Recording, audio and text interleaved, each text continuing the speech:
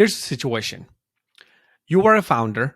You've been working on a product, as software, as a SaaS, as a subscription, like a SaaS product or a marketplace, whatever it is, and you have, let's say, that you're going to launch in public. You're going to go to market in 3 months.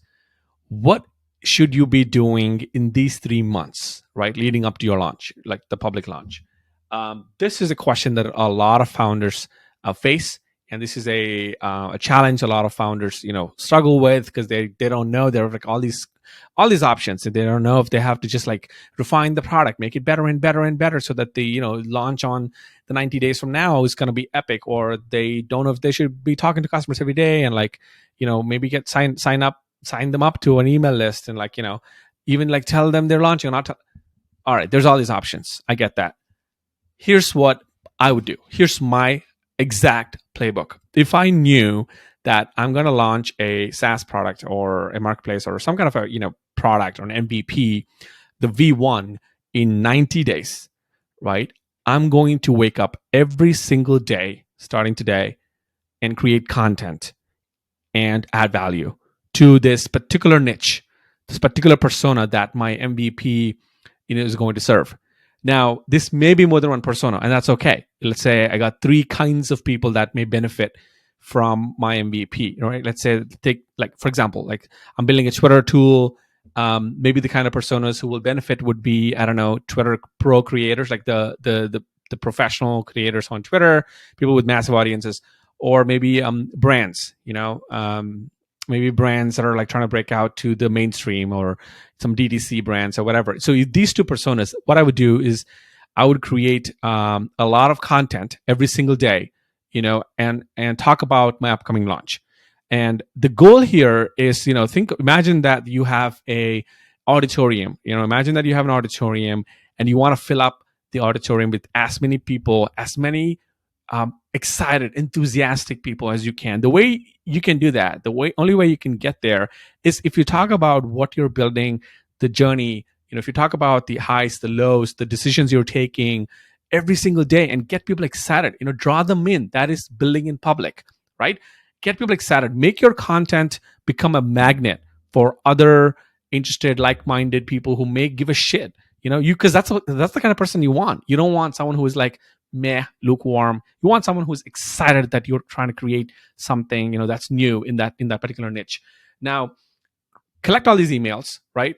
Give something valuable to them in exchange for their email address or whatever, and then say, we're going to launch in 3 months, and make the date very clear, and make it very clear that it may not serve all the people, all the personas that you're addressing, but you're trying to get there, right? So once you create a lot of content and you keep adding value for 90 days, and take like 10, 20, 30 minutes each day, don't overthink it. Create a little tweet, create a little tweet thread here and there, create a little newsletter edition, once a week, or whatever, add value to that niche. Make sure that you drum up a lot of interest. And by the time you get to the 90th day, your auditorium is full. And you got all these people who are excited, who are super engaged, and they're curious, what your product is going to do, how it's going to help them, etc. Now, at your MVP level, what I would do is basically I would drop a type form survey, or I would create some version of a survey, and use qualifying questions, among, I don't know, 500 people in the auditorium, quote unquote, right, virtually. Use qualifying questions and draw some answers from them about what are their struggles, what are the use cases, whatever, and map that to what your MVP is exactly solving on that day. And which means, even if that means you may be able to serve only, I don't know, 85 people out of the 500, that's okay. That's your V1 core audience, right? And put everybody else on a standby list or a wait list, and say, we're going to get to all of you over time. However, our current product at this moment, at this instance, is only going to serve and make sense for this particular niche or audience segment. The reason why I'm saying this is important is because otherwise you're gonna get into what they call scope creep, which means you're gonna constantly add more and more features, and you'll never launch because you're bloating up the MVP, and then like 6 months down the line, you've bloated up the MVP, and it doesn't do anything for anybody because it's trying to do too much. So be super targeted, be super disciplined. Think of it the way that it's the whole auditorium that you got people in excited. You still want to serve them through content, maybe not through your product. You can still help them. You can still like point out interesting curated resources that they could use. However, the front row should be your alpha customers, the perfect fit for your MVP. And you can overserve them. You can like delight them if you're being disciplined and you're not trying to do everything for everybody. If you can focus on that front row and say, here's the persona that we can serve at MVP, and you're going to get a ton of value. Everybody else, we're going to get there, but you have to be on a wait list. I think that's a very effective way of launching.